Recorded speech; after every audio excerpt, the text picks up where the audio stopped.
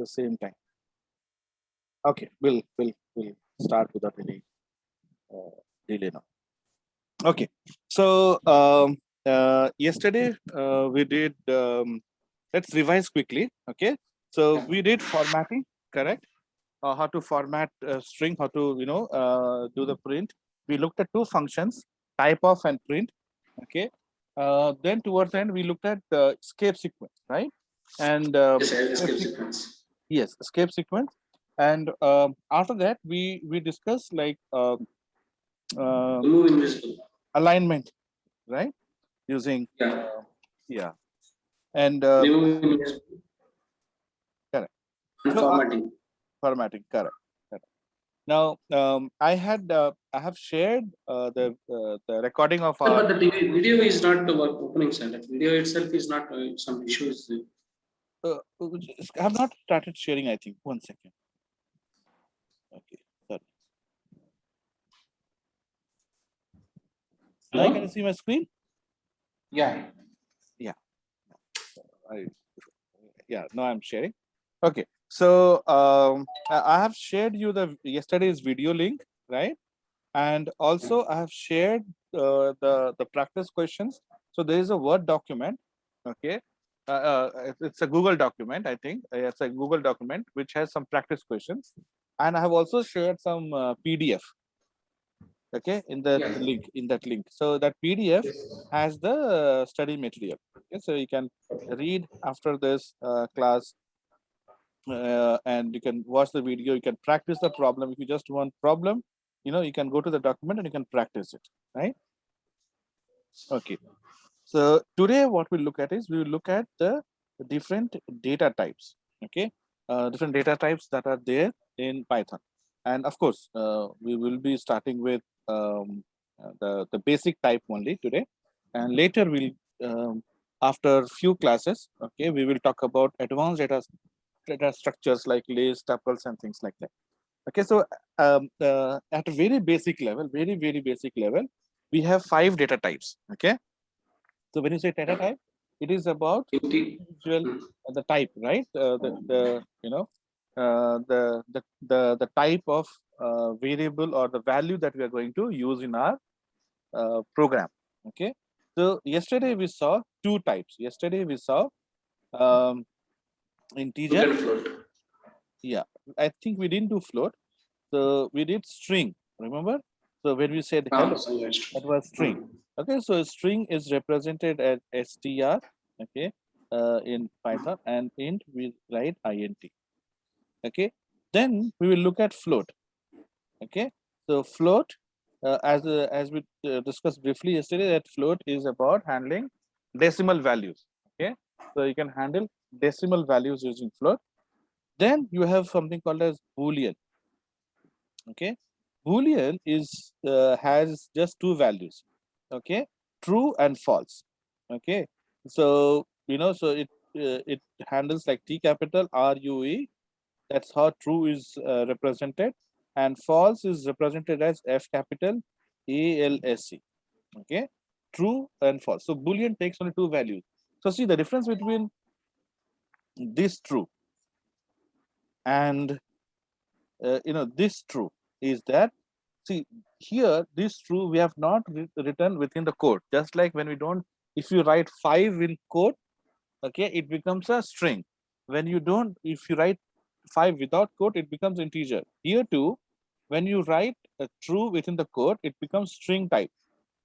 Okay, but when you write this true without quotation, it becomes a boolean type.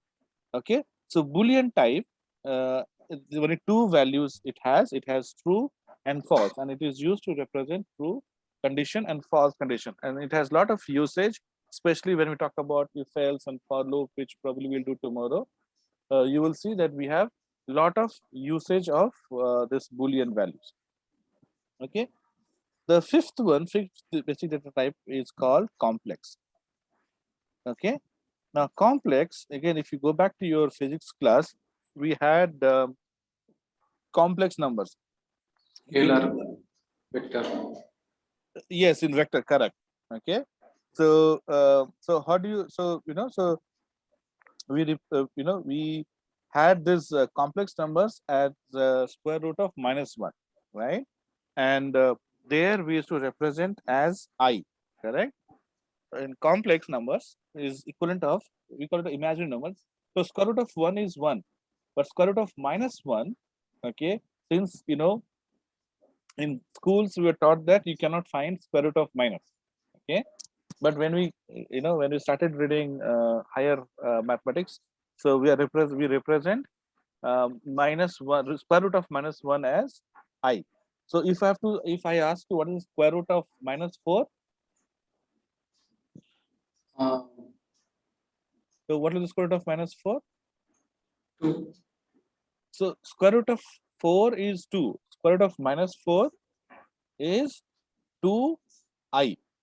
Okay, I Okay, means yeah. it's the square root of -1. So 2i.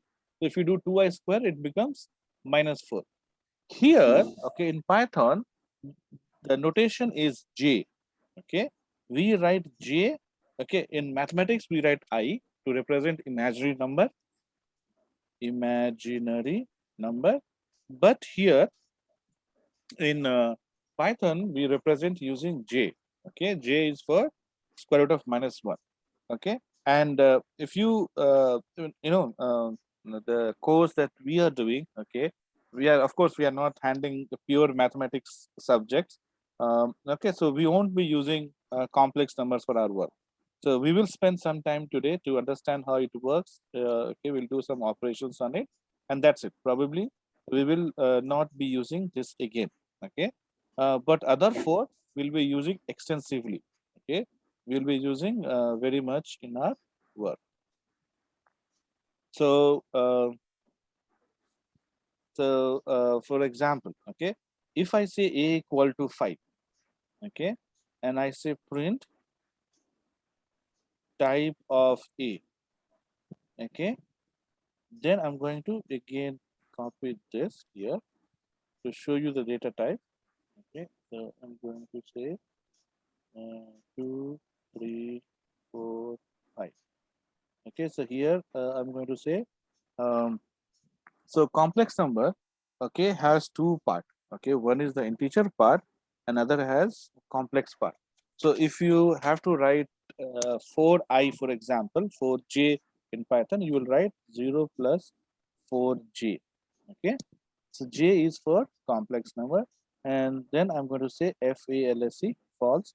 And see, if you are using ID, a different ID like PyCharm or any other ID, it will give you a special color. So if you see the print, it has a special color. So all the function is generally of light blue in PyCharm. The default setting. You can also, of course, you can change the settings in all PyCharm, but it will indicate you that this is a inbuilt function. Similarly, false and true, if you write, it will give you a different indication. So in PyCharm, default setting is that it will make you dark blue.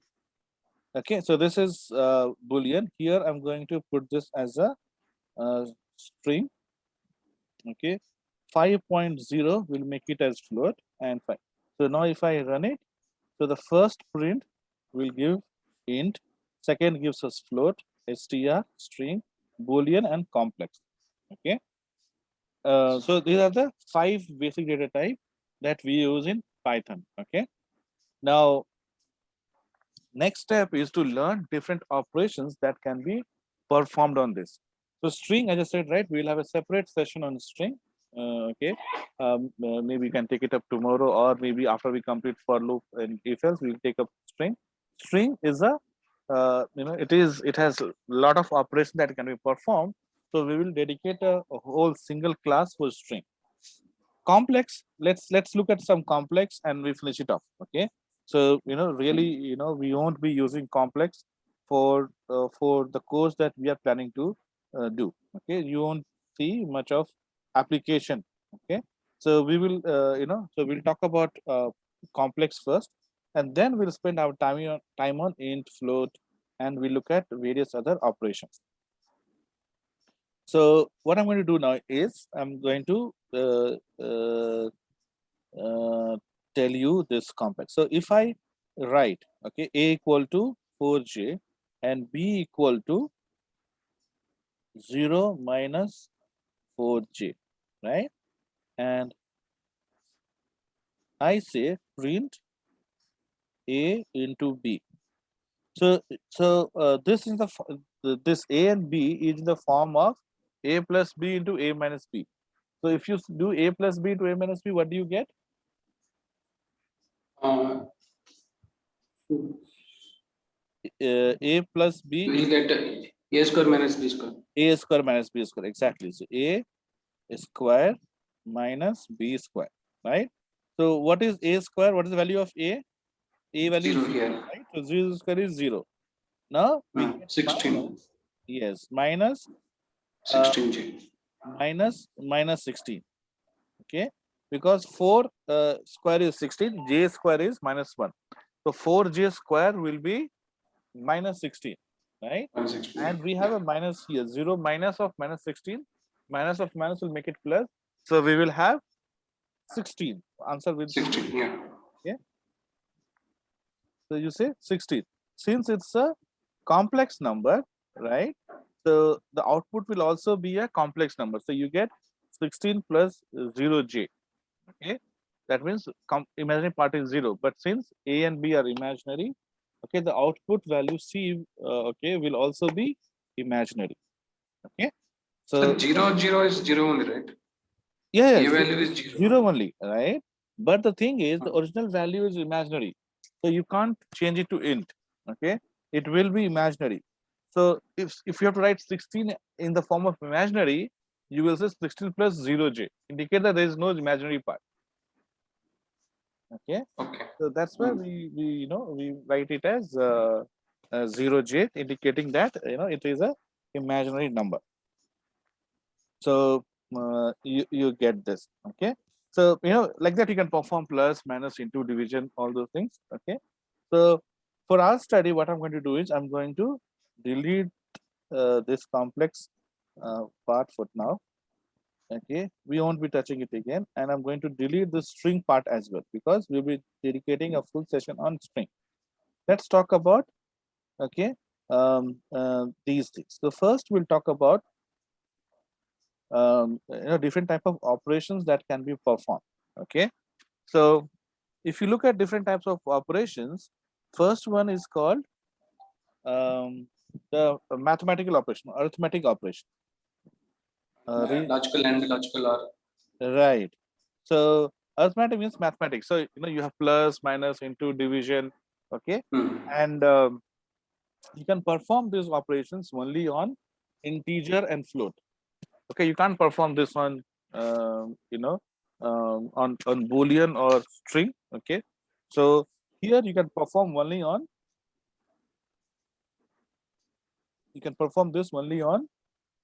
integer and float. Okay, so you have, let's say I write a equal to, we will redefine it. Okay, so I'm going to say a equal to 15 and I say b equal to 16. Okay, now I'm going to say print a plus b. What will be the output? 31. Right, and second one -1. -1, right? Yeah. Then you'll have a by b. Okay, so let's look at these three basic operations. So first one, you said yes, 31 minus 1, 240, and you get 0.9375. So if you divide 15 by 16, you get 0.9375. So if you see, a is integer, b is integer, but when you divide, it becomes a float variable. Okay, so always it will give floats. Even if I make a as 32, okay, 32 by 16 will also be like 2.0. Output is always in integer format. Okay, sorry, output always in float format. Okay, so when you divide, when you Sir, if you don't mind, can you explain me the 13th line? A is A divided by B is there, right? So correct, we take a is the 32 divided by 16, right? we'll 32 take by the dividend or remainder. Which value we can take here? no, I didn't get you. Sorry. So A divided by B is there, right? Uh-huh. So here we can take the remainder value or like a quotient value or What is different 1 value. by 2? 0.5. 0.5. So what is 0.5? It is quotient or remainder? It's not remainder, it's quotient. No, that is the evaluation. Okay, it is a mixture of both your quotient and a remainder. Okay, so Yeah. see what happens.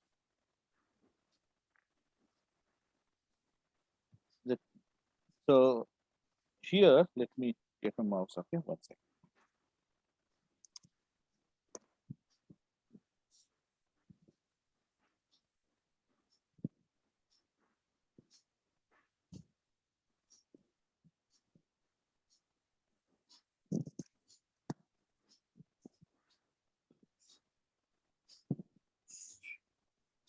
I got my mouse.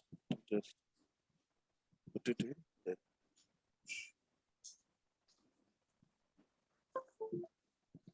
Okay, so we say 32 divided by 16, 16. right? So here we say 62 ja 32, right? So you get 2 here Remainder is 0. and 0. Okay, 0 here. Let me see if the connection is there. Let me change my connection.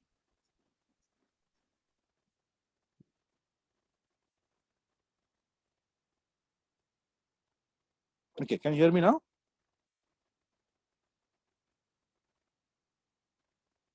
Vishnu, can you hear me?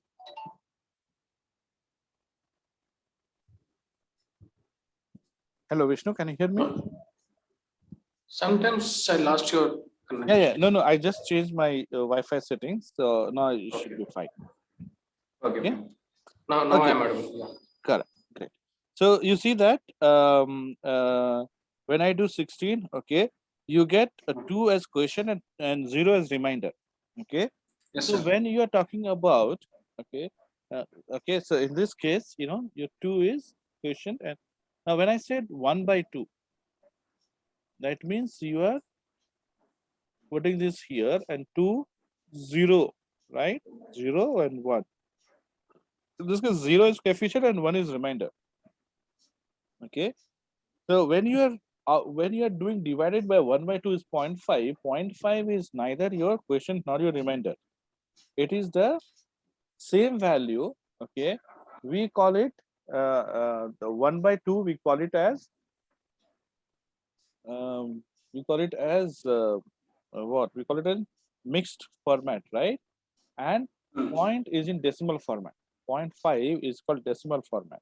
And if you have to write this in fraction format, when you have to convert this decimal number into fraction format, then we say 1 by 2. 1 by 2 is the fraction format. You can have mixed and other things.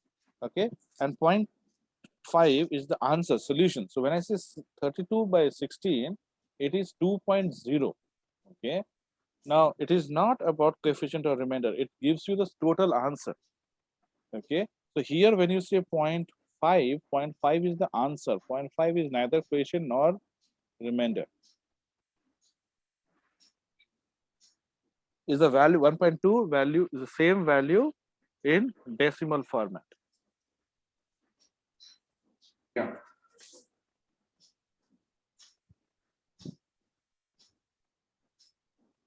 Hello. Yes. Okay. Yes, sir. Got it. Right. Okay. Now, if you want only quotient, we have a option in Python. If you want a remainder, we have an option in Python.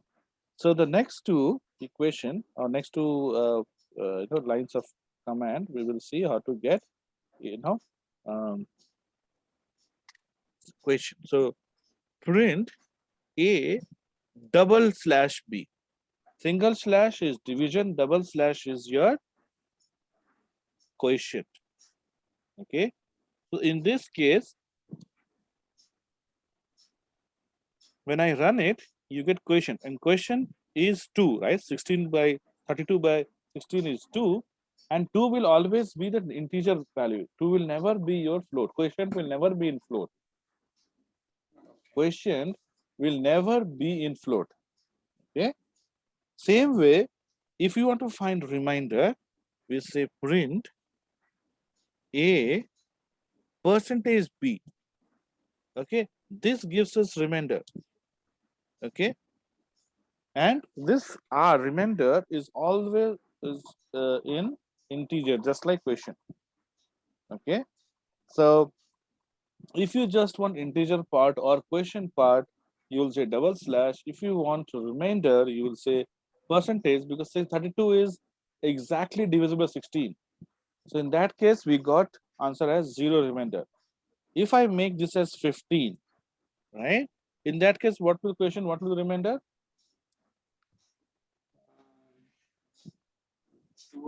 Two dot, 1 second. 2 will be the question, and 2 will be the remainder also. 15 2s are 30. 15 3s are will make it 45. So we 45, will yeah. not be the Exceeds question. the value. It has to be less Yeah. than 30, right? So it is 2. And what is left is 32 minus 30 is 2. 2. 2 will be your remainder, Remainder. right? So when I run Yes. it, okay, the answer is 2.13333. Okay. Quotient is 2. That is the answer 2.133. Okay. Yes. You got it. Yeah. Okay, so these are the okay, there's one more. Okay, one more is double star. So if I say 4 star star 4, now single star is into, double star is power. So if you have to say 5 square, you will say 5 star star 2. If you say 4 power 4, it becomes 4 star star 4. So what will the value of 4 star star 4?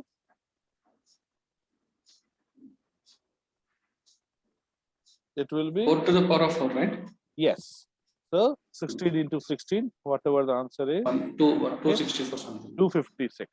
Okay. Sorry. So you get 256 as the 4 power 4. So star star is power. So you have seen 7. So these are the basic 7 arithmetic operations that we perform. Okay. Then, okay, we will look at other operations. What should we look at? Okay, so we will talk about um,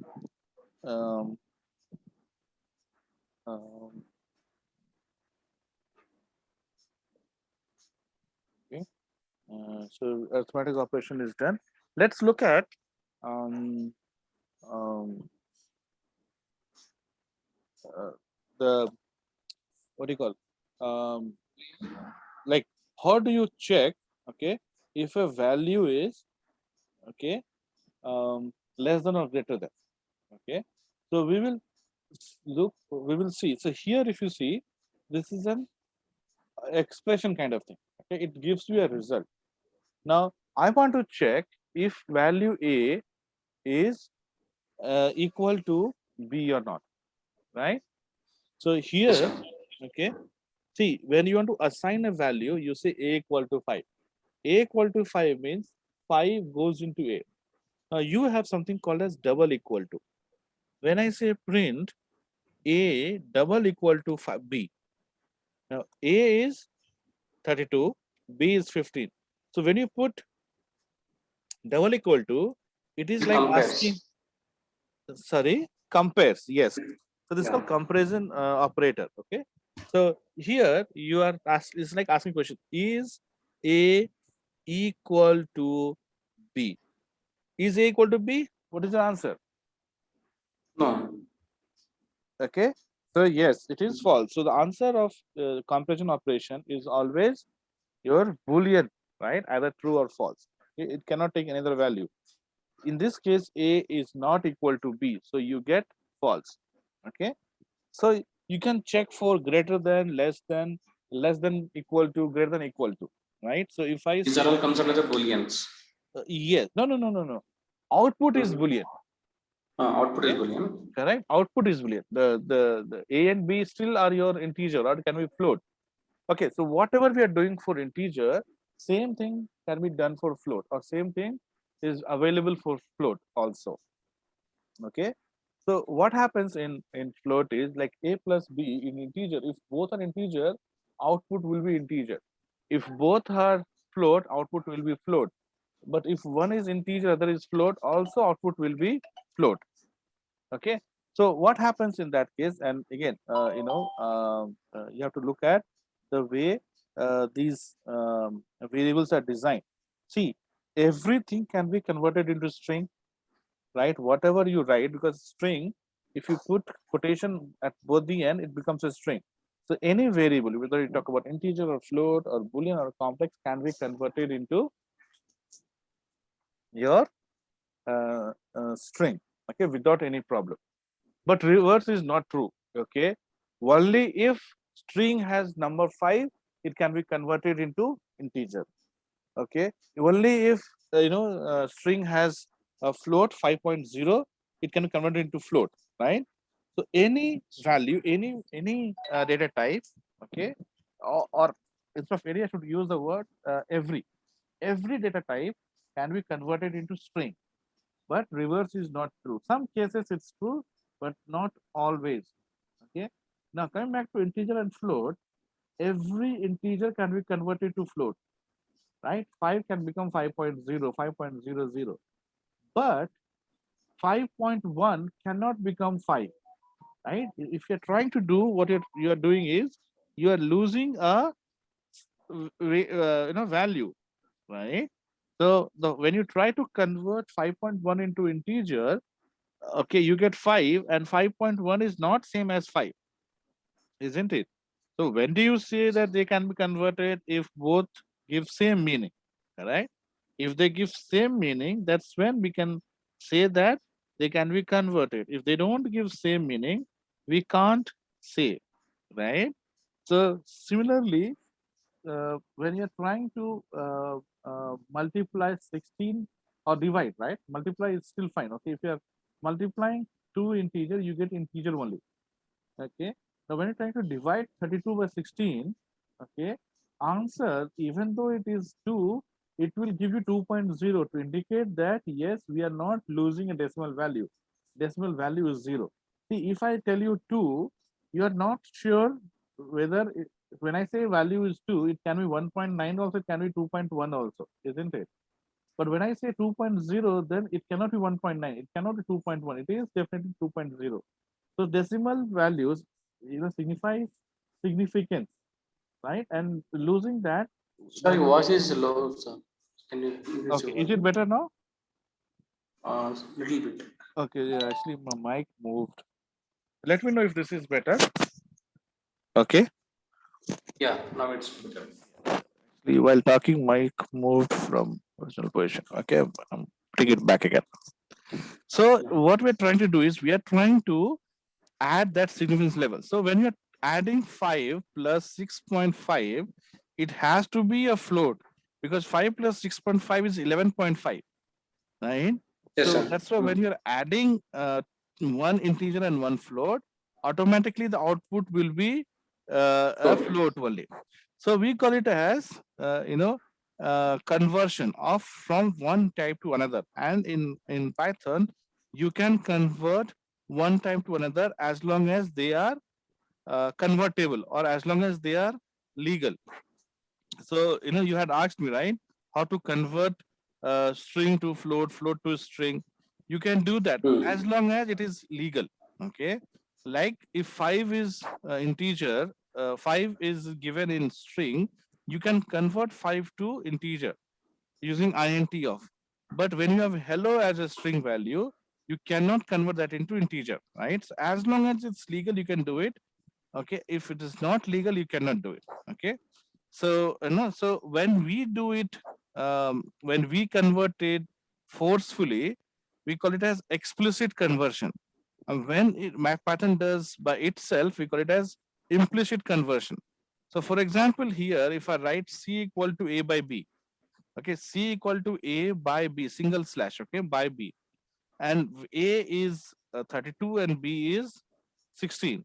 So even though a and b is integer, c automatically becomes float type, decimal type, float type. So this is called implicit conversion. Based on the output, the data type of c has become float, even though a and b are integer. So we call that as implicit conversion. Okay, it is happening automatically. Python is doing by itself. And when we convert, okay, forcefully, when we say, okay, for example, I say Okay, I say C equal to 5. Here C is string, and now I say D equal to int of C. Okay, now the data type of C is float. Sorry, what I'm saying.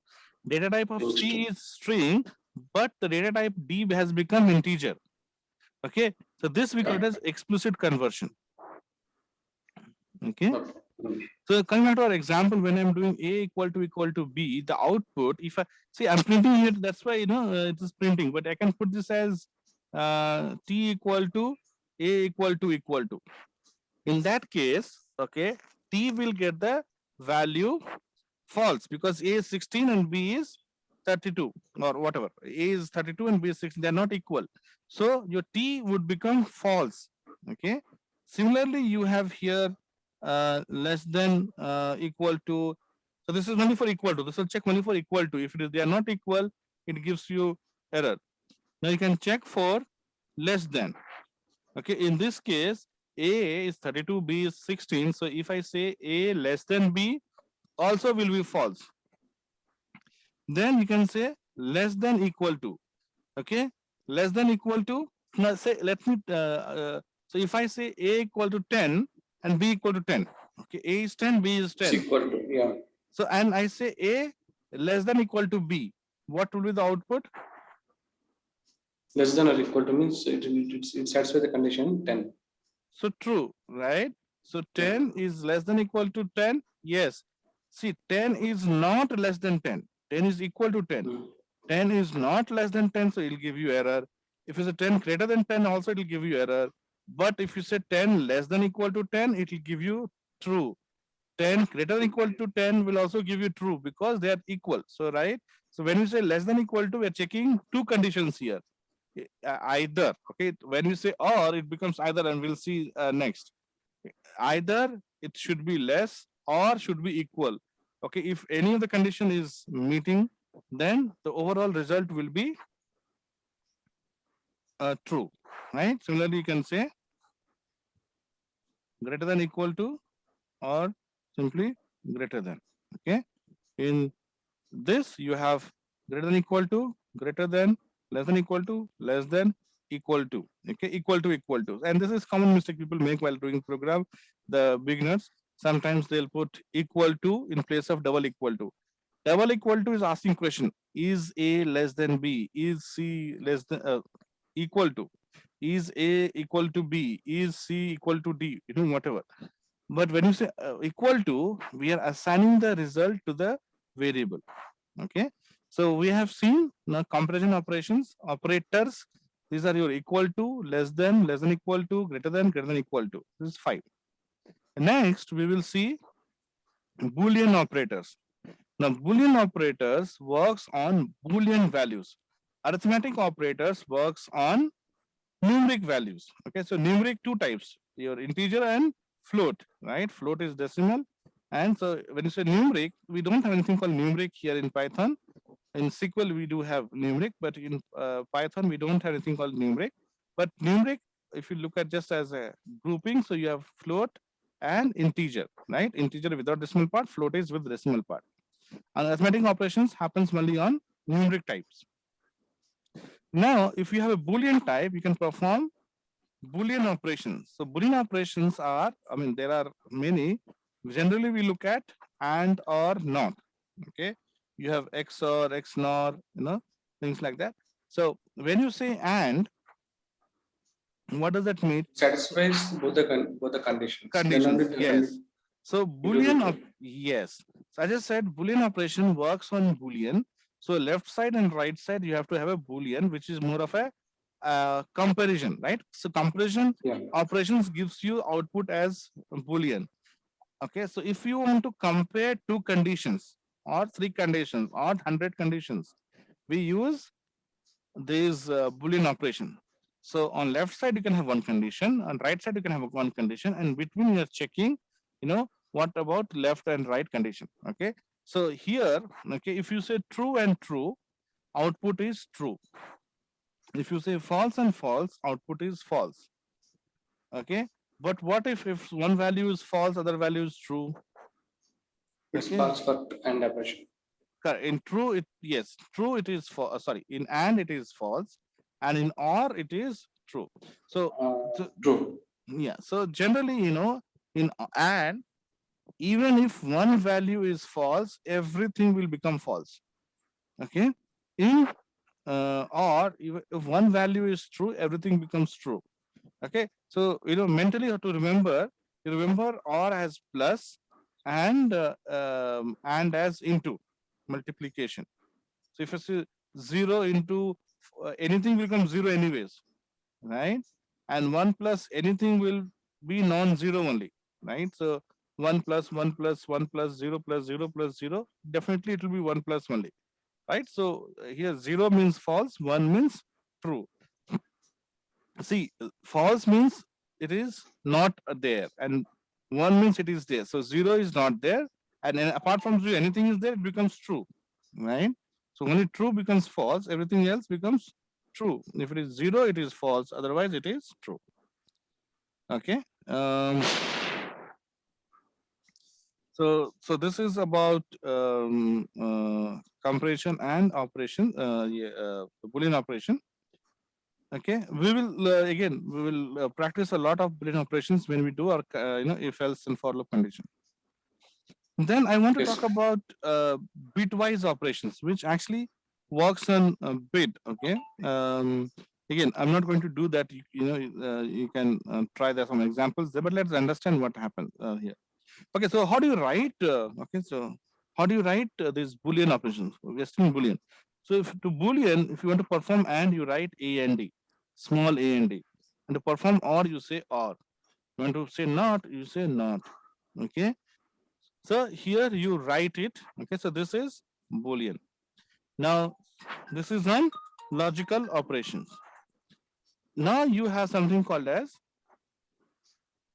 bitwise operation.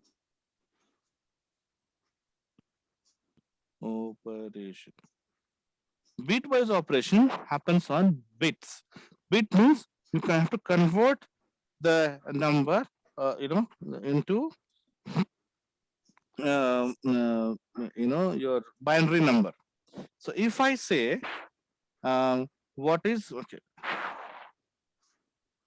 So here operations are like and, for, and, okay, single pipe, for or, right? This like tilde sign we call it for not, right? Um, okay.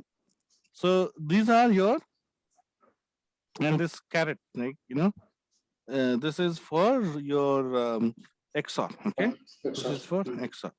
Yeah, and these operations happen on bits. So if I have to say print 10 and 6. So what is 10 and 6? So what it does is it converts 10 into binary first. Okay. So when you convert into binary, you get 10, equivalent of 10 is 1010, right? Okay. 8 plus 2, right? So 8 is fourth position. So 1010. So your 10 is 1010. Okay, 1010. And you say and here, shift 7, and your 6 is 42, right? So it is 110. So just to match 4 digit, we'll say 0 1 1 0. Now you perform and on each bit. That's what's called bitwise. Okay, so we perform and on each bit. So we'll start from left to right. 1 0 is 0, isn't it? Then we have 0 and 1. So 0 1, 0 and 1 is 0. 0. Then we have 1 1 0. So 1 0. So answer would be 2. When you run it, answer is 2. Okay. And instead of 10, if I make it as 9,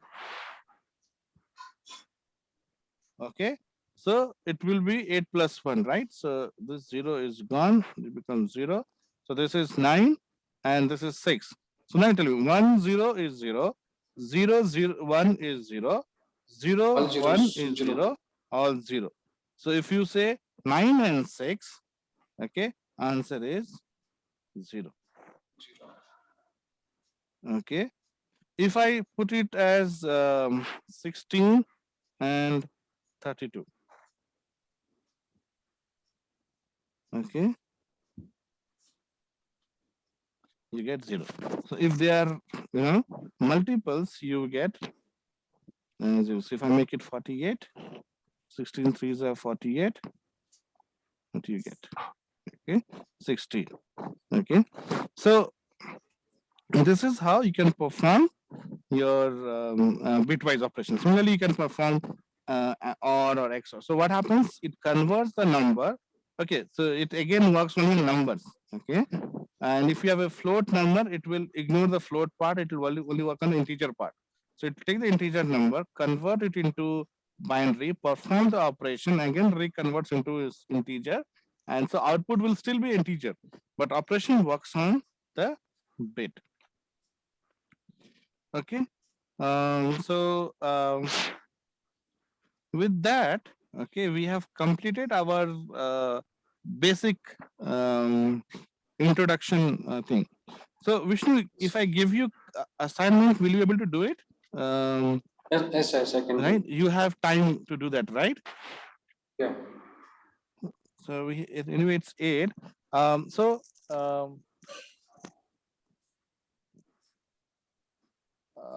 let me give you some assignment. Okay, you can make a note of it, and probably we'll do one assignment before we end the session. So write a program. Okay, you can say WAP. Right, write a program to find area and rectangle. Okay, when sides are given, first and second sides are given, length and breadth are given. Okay, of a rectangle. Write a program to find area. Find area and rectangle. So you write a program to find area and um, perimeter. Rectangle. Area and perimeter of a rectangle when side A and side B is given. Okay, so you have to input two values, A and B, side A and side B, and you need to find area and perimeter. Okay, write a program WP to find area and circumference of a circle when radius is given. Okay. Program to find area. Please, can you repeat that question, sir? Yeah. Right. Second program or first program you want me to repeat? Second one. Okay. Write a program to find area and circumference. Okay. Area and circumference of a circle.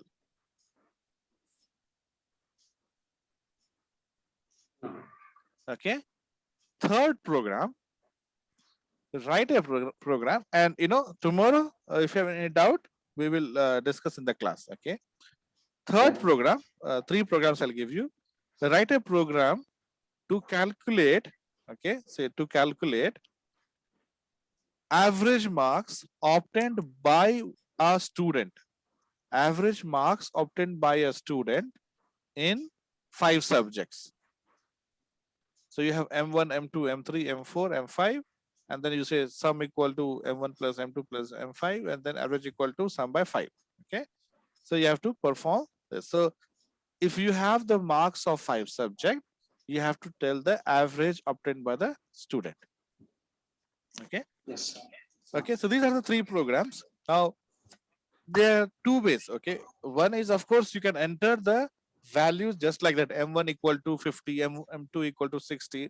Okay, what we are going to learn now, okay, is how to read the value dynamically. Okay, we don't want to fix the value.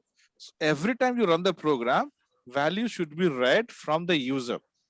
Okay, so value should be read from the user, not from the fixed value. There is a user choice, you can say. Yes, your choice. So we will be seeing the next function, which is called as input. Okay, your input takes, first thing that we need to know about is input is used to read the data from the user, okay, user input from the keyboard, and it takes 0 or 1 argument. See, print takes 0 or any number of arguments, right? You can give 5, 10, 20, what, that mean number of arguments. But here, input takes maximum 1 argument only. Okay, so let me show you a couple of examples, and I want you to use write those 3 programs using input. Okay, so let's see this. Okay, I'm going to say input. Okay, and I write here black. So when I run it, okay, so before that, okay, let me do Control Z. Okay, so okay, I wanted to show you one more thing, then we'll come to here. So when I run it, okay, you see exit code 0. Okay, so it says program finished with exit code 0. That means when you say program finished, or process finished rather, sorry, okay, not program, process finished. That means your program has run successfully. Exit code 0 means there is no error. Your program has run as expected. Okay, your program has run expected, and when you see this exit code 0, you can relax saying, oh yeah, a program has run and everything has run as per expectation. Now, if I say just input and I run it, so see, you don't see this anything, right? That means program is still running. Okay, it hasn't finished. So in PyCharm, you can stop it by using clicking this red option. So I'm forcing the program to end. And when I force the program to end, you see exit code 1. Okay, exit code 1 means, of course, process finished, but exit code 1 means your program has finished, but it has not run as per expectation. Okay, because we forcefully ended the program. Okay, so it could not do things that it was expected or supposed to do. Yeah. Okay, so when you look at the exit code, you know that your program has finished or not. If it has finished, it has finished correctly without any problem or not. Okay. So only these 2 exit codes are there, sir, or any other things are there? Yeah. So when we do loop, we'll see that we can even define our own exit code. Okay. Okay. So by default, you get only 1 and 0. But yes, we can define multiple exit code, and we'll see when we talk about loops. Okay. So in the loop, we will put exit code, and when you say exit, and we can define a code. So from where if the program has ended from line number 10 or 15 or 20. So to do that, we will put different exit code, and we can see the output. It is mostly used for debugging, to see whether your program has run successfully or not. Okay. Or if it is not running successfully, then which part is throwing error. Okay. So it is mostly for that, and we will see this. Okay. So here just note that 0 means successfully, and when you don't get 0, if you get some other value, that means it has exited, but not as per expectation. Okay. So okay. So now what happens is when I run this input, it is actually waiting for me to enter some value. It is waiting for me to enter some value. Okay. So when I enter, and when I type some value and hit enter, that's when the program has finished. So input is used to take the value from the user. Now I can say a equal to input. Okay, and I can say print a. Okay, and when I run it, okay, it is waiting for me to enter input, and I say this, hit enter. So see, whatever I input, that is taken in the A, and when I say print A, it has printed this here. Okay, so now see, so so this is how you write input. Now if I want to, if your program has multiple input, let's say your calculating average, okay, you will have 5 input, M1 equal to input, M2 equal to input, M3 equal to input. Now the user will not know that should I enter maths mark first or English marks first, or language marks first, or social marks first, right?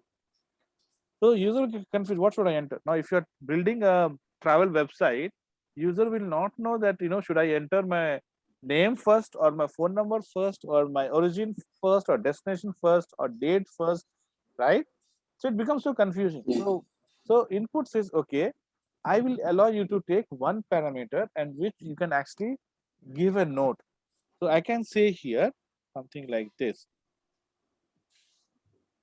Enter your name. So when I run it, okay, I'll put something Q and hit enter. When I run it, now enter your name. I say Sachin. Okay, so Sachin is printed. So at least when the program is waiting for me to enter the value, I know as a user what I need to enter there. Okay. Now, if I take the data type of this,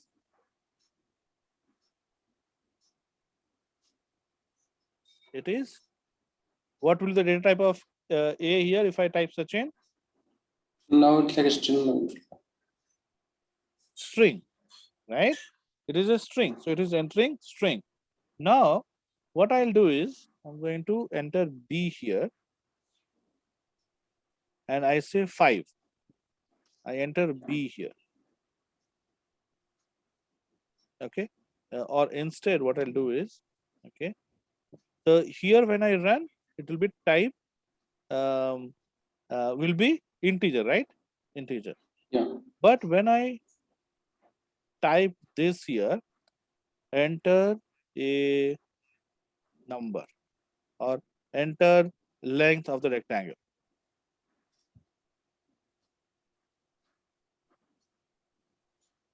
And I say type it.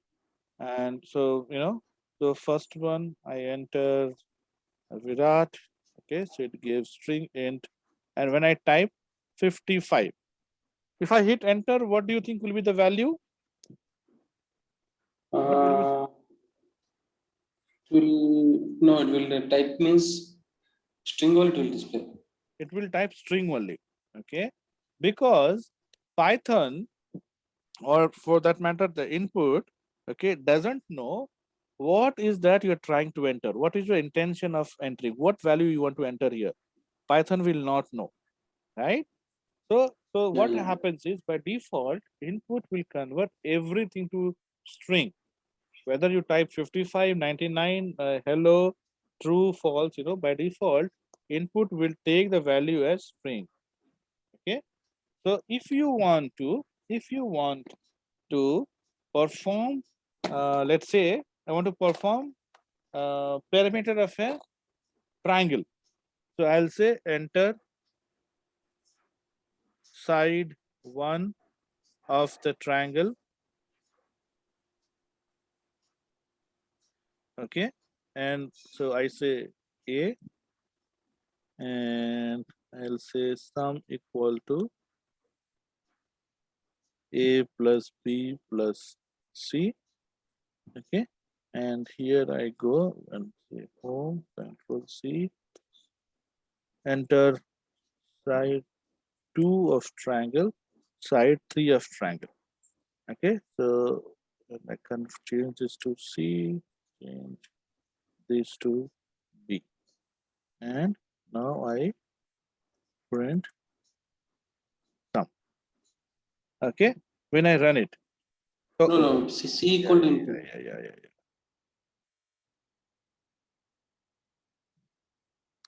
So when I run it, okay, first one name, I entered something. Okay, so side of triangle, side 1 of triangle, I say 32. Side 2 of triangle, I say 12 and 16. So what do you expect Sum of these three. yeah? You expect some of these three, right? But what happens is you get 32, 12, and 16. Since the type of ABC is string, when you add string, and we'll see this when we talk about string, when you add string, it will concatenate. Okay.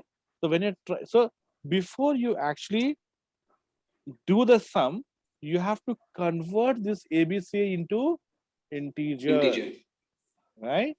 So one option is I say A equal to, so in line number 5, A is string. In line number 6, I say int of A. Okay.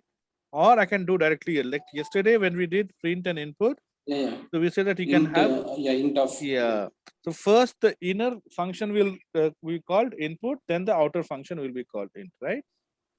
Same here. And okay, now when I enter 32, 12, 16, 32, 12, and 60, you get 60.